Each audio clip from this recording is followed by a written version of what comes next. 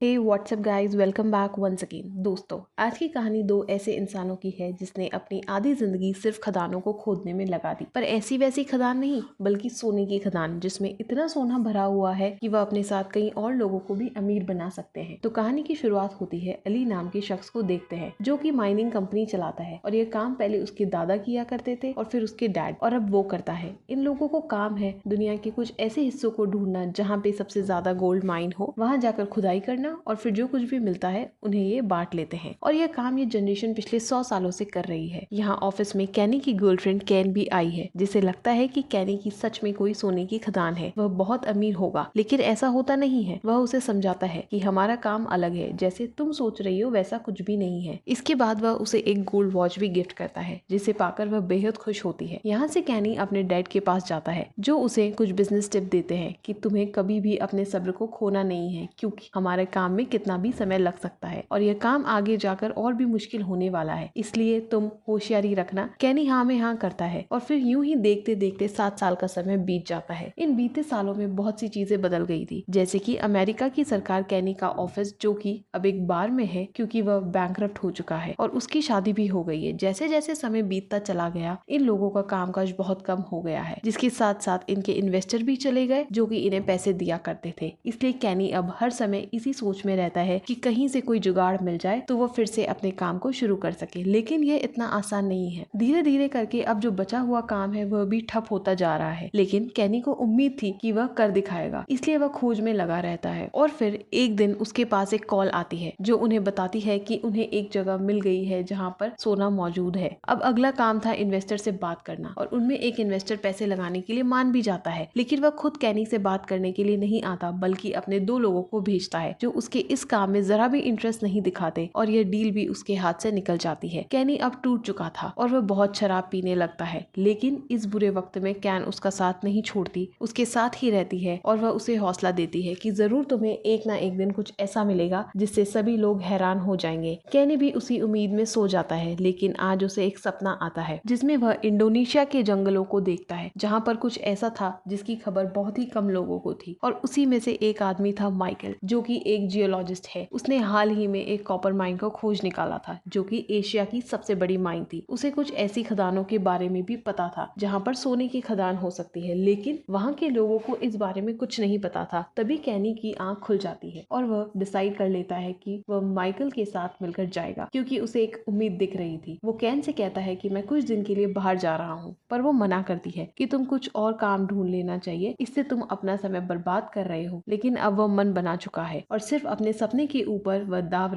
खेल रहा है, और इसलिए वह कैन से उसकी सोने की वॉच को बेच देता है और उसी होटल में जाता है जहाँ पर माइकल ठहरा हुआ। कुछ देर के बाद वहाँ पर उसकी एंट्री होती है। वो कैनी को देखकर समझ जाता है कि इसकी हालत बहुत ही बुरी है, लेकिन आजकल माइकल के भी दिन कुछ खास नहीं चल रहे हैं, इसलिए वह उसकी बात सुनने को राजी हो जाता है। जिसके बाद कैनी उसे बताता है कि मैंने तुम्हारी थ्योरी के बारे में पढ़ा था, तुम्हें लगता है कि उन जंगलों में कुछ है, और मेरा भी यही मानना है। वहाँ जरूर कुछ ना कुछ है जो हमारी किस्मत बदल सकता है। मैं अपने सब कुछ दांव पर लगाने के लिए तैयार हूँ। अगर तुम मेरा साथ दोगे तो हम जरूर कुछ ना कुछ ढूंढ निकालेंगे, जिसकी तलाश पूरी दुनिया को थी। लेकिन अगर तुम्हें मेरी ये बात पसंद नहीं आई तो ना बोल दो, मैं आज ही यहाँ से फ्लाइट लेकर लौट जाऊंगा। माइकल कहता है कि तुम पूरे पागल हो चुके हो, और वहाँ से जाने लगता है। पर जाते जाते वह उसकी आंखों में देखता है, और उसे शायद पता चल चुका था कि जिस शख्स को उसकी तलाश थी वह उसे मिल चुका है। वह अपना इरादा बदल देता है और हाँ कर देता है। जिसके बाद क्या होना था, वह दोनों एक बोट से जंगल किनारे जाते हैं, जहाँ पर माइकल कई बार आ चुका है। वह इस जगह को गोल्ड हब कहता है, और उस जगह पर लोग भी रहा करते थे, जिन्हें पता था कि यहाँ पर बहुत सारा सोना है, इसलिए वह उसकी खोज भी किया करते थे। लेकिन उनके पास वो इक्विपमेंट व जानकारी नहीं थी जिससे कि वह बल्क में सोना निकाल सके। जब कैनी उस जगह को देखता है तो हैरान रह जाता है। शायद उसे वह जगह मिल गई थी जिसकी उसे बरसों या फिर कहे कि सदियों से तलाश थी। वो जगह को देखकर कहता है कि सेम यही चीज मेरे सपने में आई थी। इसके बाद माइकल उसे बताता है कि यह अमेरिका नहीं है, यह इंडोनेशिया है। यहाँ पर हमें हर चीज के लिए परमिट और पैसा चाहिए होगा। तो वह कहता है कि हमें कितने पैसों की जरूरत है। तो माइकल सभी वर्कर और मशीन के हिसाब लगाकर बताता है कि कम से कम हमें 3 लाख चाहिए। दोनों अपनी सारी जमा पूंजी लगाने को तैयार थे, इसलिए कैनी एक नैपकिन पर एक कॉन्ट्रैक्ट साइन करता है, जिसमें लिखा था कि अगर फायदा हुआ तो वह 50-50 होगा, अगर नुकसान हुआ तो वह भी 50-50 होगा। जिसके बाद दोनों उस पर साइन कर देते हैं और इस कॉन्ट्रैक्ट को माइकल अपने पास रख लेता है। अब उस दिन कैनी वापस अमेरिका लौट जाता है, क्योंकि उसे अब इन्वेस्टर इन्वेस्टर ढूंढने थे। उधर इंडोनेशिया में वह मशीन और मजदूरों का बंदोबस्त कर रहा था। कैनी उसे कॉल करके बताता है कि मैंने 3 लाख का बंदोबस्त कर लिया है, जिसे लेकर मैं कल आ रहा हूँ। वो मान जाता है, हालांकि ये बहुत कम पैसे थे, लेकिन फिर भी दोनों इसी में काम चलाने वाले थे। सभी लोग लग जाते हैं। उस जगह पर खुदाई करने के लिए सभी मशीन भी फिट हो गई थी और सारे वर्कर भी आ गए थे। जैसे कि कोई काम शुरू होता है तो शुरू में बहुत ही एक्साइटमेंट होती है, सेम वैसे ही यहाँ पर भी था। अब हर एक दिन खुदाई के बाद वहाँ से निकले हुए पत्थर लैब में भेजे जाते थे, फिर उसकी रिपोर्ट आती थी जो कि नेगेटिव में थी, लेकिन दोनों ने उम्मीद नहीं छोड़ी। लेकिन जब धीरे धीरे करके सारी रिपोर्ट नेगेटिव आने लगी तो कैनी का भी सब्र का बांध टूट जाता है। वह हारा हुआ महसूस करने लगता है और माइकल उसे समझाता है कि इस काम में सब्र की जरूरत है, हमें कुछ दिन और देखना चाहिए। लेकिन जब पैसे खत्म हो गए और वर्कर को भी कुछ नहीं मिला तो वह काम छोड़कर जाने लगता है। कैनी उनके सामने हाथ जोड़ता है, उनके पैर पड़ता है, लेकिन वह नहीं रुकने वाले थे और वहां से चले जाते हैं, क्योंकि किसी को कोई उम्मीद नहीं थी कि यहाँ पर कुछ मिलने वाला है, क्योंकि 10 दिन से ज्यादा यह सभी लोग यहाँ पर खुदाई कर रहे थे। और इसी बीच कैनी को मलेरिया भी हो जाता है, जो एक दूसरी मुसीबत थी। अब इस चीज को देखकर माइकल कहता है कि हमें यह काम रोकना होगा, वरना हम बहुत कुछ खो देंगे। लेकिन कैनी नहीं मानने वाला था। वह सब कुछ दाव पर लगाकर यहाँ पर आए और ऐसे खाली हाथ घर नहीं लौट सकते, और इसलिए उन्हें कुछ तो करना होगा। पर अब वह बस 2 ही बचे थे। इस पूरी जगह पर कैनी उसे कुछ क्रेडिट कार्ड देता है जो उसके डैड के थे, जिनमें कुछ ही पैसे बचे हुए थे। वो उसे कहता है कि इसे जो कुछ भी हो सके करो, ये तुम्हारी जिम्मेदारी है। माइकल उस गांव में जाता है जहां से लोग काम करने के लिए आए थे, लेकिन वहां एक आदमी उसे अपने घर ले जाता है और उसे दिखाता है कि उसके बच्चे खराब पानी पीने की वजह से बीमार हो रहे हैं और उनके पास इतने पैसे नहीं हैं कि वह उनका इलाज करवा सके। माइकल उन्हें बताता है कि उन्हें कुछ ही दिनों में सोना मिल जाएगा, इसमें उनकी मदद चाहिए, जिसके लिए वह गांव में वाटर फिल्टर भी लगवा देता है ताकि वह लोग साफ पानी पी सके, जिससे वह मान जाता है और फिर से काम शुरू हो जाता है। यहाँ पर कैनी की तबीयत भी बहुत खराब थी, लेकिन माइकल उसे छोड़कर नहीं जाता। वह उसके साथ ही रहता है और उसका ख्याल रखता है, क्योंकि वह उसे ताकत दे रहा था और उसका हौसला बढ़ा रहा था। अब एक दिन जब उसे होश आता है तो वह सबसे पहले माइकल से यही सवाल करता है, क्या हमें कुछ मिला? लेकिन वह कहता है कि नहीं, पिछली 14 रिपोर्ट में कोई भी सबूत नहीं मिला है जो इस बात की गवाही दे रहा है कि यहाँ पर गोल्ड नहीं है। लेकिन हाँ, एक रिपोर्ट आई है जिसमें थोड़े से गोल्ड के पार्टिकल्स को देखा गया है। अब यह सुनकर कैनी अपनी सारी दर्द और पीड़ा भूल जाता है, उसे गले से लगा लेता है, क्योंकि यहाँ से अब इनकी जिंदगी बदलने वाली थी। कैनी जोर जोर से चिल्लाता है कि अब हमारी खुद की खदान होगी जिसमें बस हमारा हक होगा। इसके बाद क्या होना था, इस बात की खबर फैल जाती है कि कैनी की वॉशर कंपनी को इंडोनेशिया में गोल्ड मिला है, जिसमें लगातार वो माइनिंग कर रहे हैं। अब देखते ही देखते इनकी किस्मत चपकने लगती है। जिस इन्वेस्टर ने कैनी से मिलने से मना कर दिया था, वह खुद उसे मिलने के लिए आता है। अगले दिन न्यूज़पेपर में भी यह न्यूज प्रिंट हो जाती है कि वार्षा ने एक माइन ढूंढ निकाली है। सभी लोग अब इस चीज में पैसा लगाना चाहते थे। कुछ दिन बाद कैनी एक लैंड खरीद लेता है, जिससे कैन बहुत खुश होती है, क्योंकि अब वह यहाँ पर घर बनाने वाले हैं। इसके बाद वह एक ऑफिस भी लेता है और माइकल को भी अमेरिका बुलाता है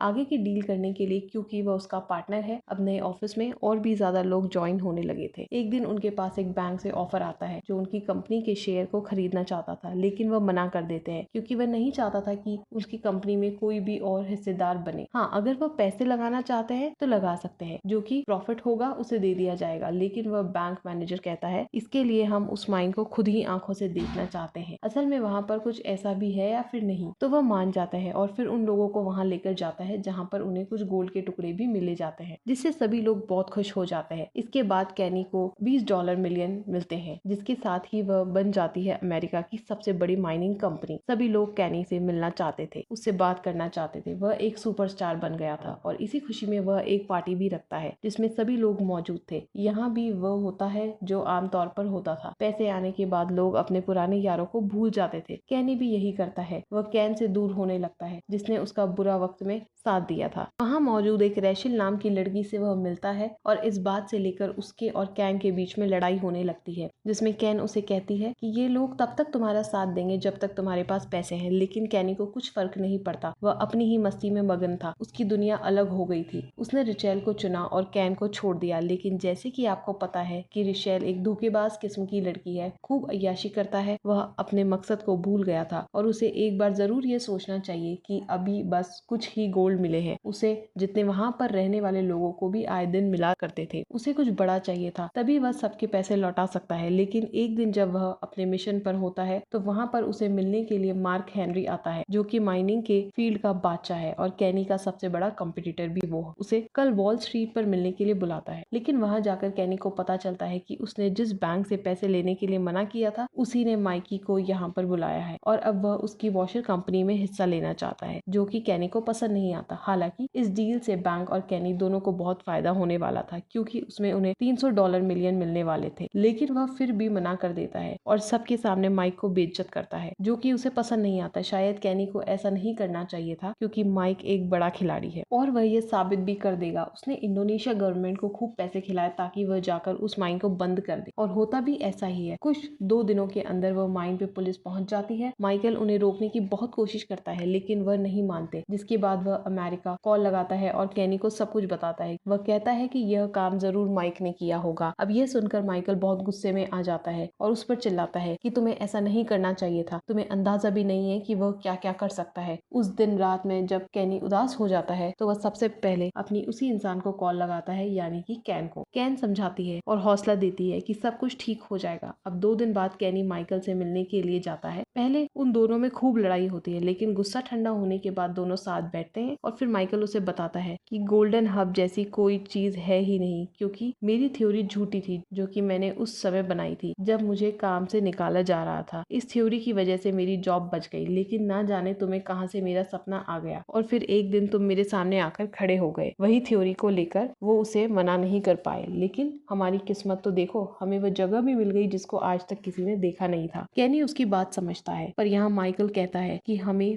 सबसे पहले उस माइन को फिर से अपने अंडर लाना होगा, जिसके लिए मैं एक इंसान को जानता हूँ। वह दोनों असल में इंडोनेशिया के किंग के बेटे के पास जाते हैं, जिसका नाम था डैनी। माइकल को पता था कि वह बहुत ही अय्याश किस्म का इंसान है। अगर उन दोनों की दोस्ती हो गई तो इनका काम बन जाएगा। इसलिए कैनी सबसे पहले एक कार्डील कार मंगवाता है, जो कि डैनी की पसंदीदा थी। जिसके बाद वो लोग बैठकर एक जगह जाते हैं, जहाँ पर कैनी उसे कुछ बताता है कि यहाँ पर उसकी एक शर्त थी, वह काम तो कर देगा पर बदले में उसे उस माइन का 85% चाहिए था। अब दोनों थोड़ी देर सोचते हैं कि 85% बहुत ज्यादा होता है, लेकिन अभी कोई रास्ता नहीं है और फिर हाँ कर देते हैं, क्योंकि कुछ ना होने से कुछ होना बेहतर है। वहाँ पर डैनी भी कहता है कि माइक बहुत ही ताकतवर आदमी है, इसलिए तुम्हें मेरे लिए एक काम करना होगा। वो उन्हें अपने एक टाइगर के पास लेकर जाता है और कहता है कि जिसके पास जाकर वापस जिंदा कोई भी लौट नहीं आया, अगर तुम यह काम कर दो तो हमारी डील पक्की हो जाएगी। कैनी मान जाता है और अंदर जाता है और वह टाइगर उसे कुछ नहीं करता, जिससे वह बहुत खुश होता है और उसकी डील हो जाती है और यहाँ पर उनकी माइन उन्हें मिल जाती है, जिसके बाद इनकी गाड़ी फिर से पटरी पर आ जाती है। सब कुछ ठीक होने लगता है। यहाँ कैनी अब कैन के पास जाना चाहता था, इसलिए वह उससे मिलने के लिए जाता है, लेकिन वह देखता है कि वह तो किसी और के साथ बिजी है, इसलिए वह वापस आ जाता है। उधर वॉल स्ट्रीट की बैंक की हेड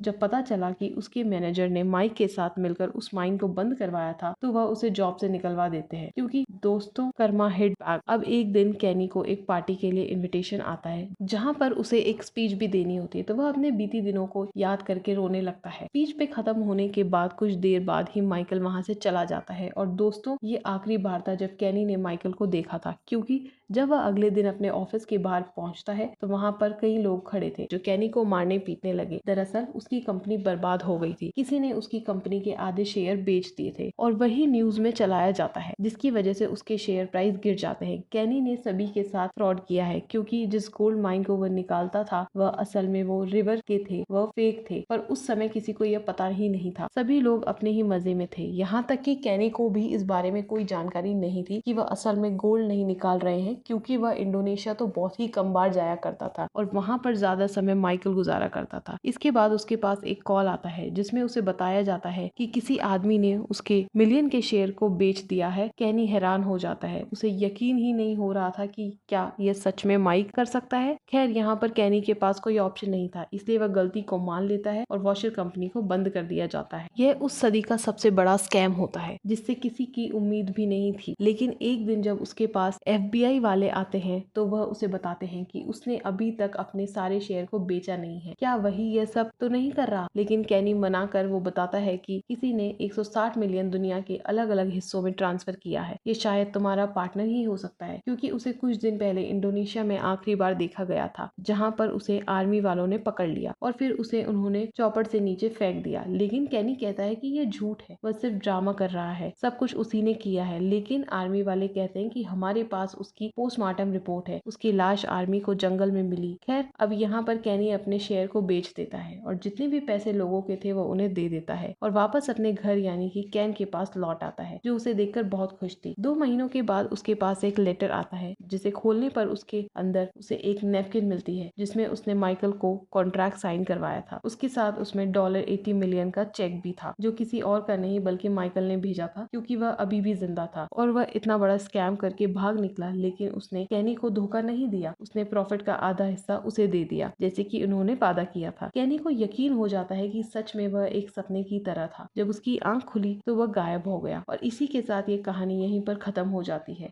आपको कहानी कैसी लगी नीचे कमेंट करके जरूर बताइएगा। मिलते हैं अगली वीडियो में।